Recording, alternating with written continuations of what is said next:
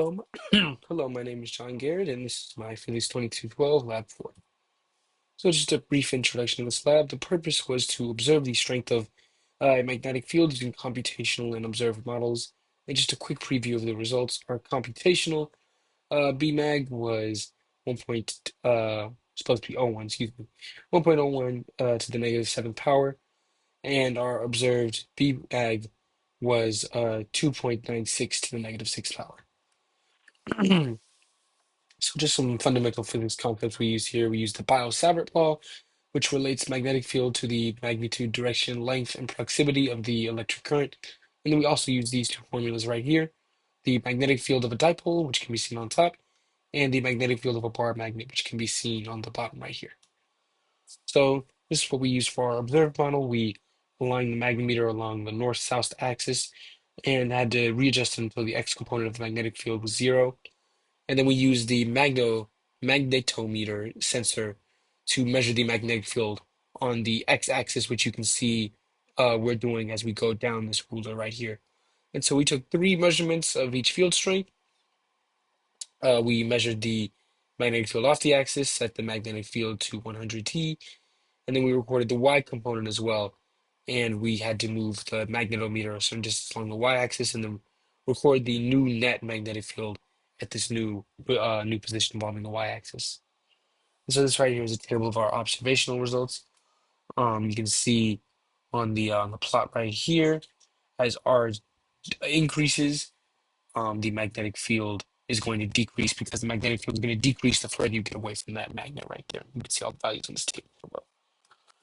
So for our, so our computational model, this is just modeling kind of the actual experiment that we did right here, making the different observation locations, scaling the arrows.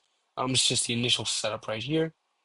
And then this model right here is the representation of the magnetic fields on various observation points of various different axes right here. This code is doing. And then our results can be seen right here with actual magnet, the magnitudes of the arrows as we are on axis and as we are off axis as well.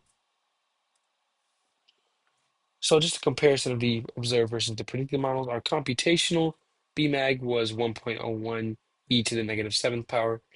And our observed, based on what we calculated on the values that we got from the experiment, was 2.92 e to the negative 6. And so some sources of error for both the computational and the observed models would be that our assumptions in the computational model included negligible magnetic resistance, and this in reality could have affected the behavior of the magnet and the readings that we were getting, and also how we simplified the magnet as a dipole as well for our computational model. And then for the observed, there were some inconsistencies in what was really north in our group and some discrepancies with that, and then differences in the movement with each trial of the experiment that we ran as well. So that those could have affected the readings that we got from that experiment.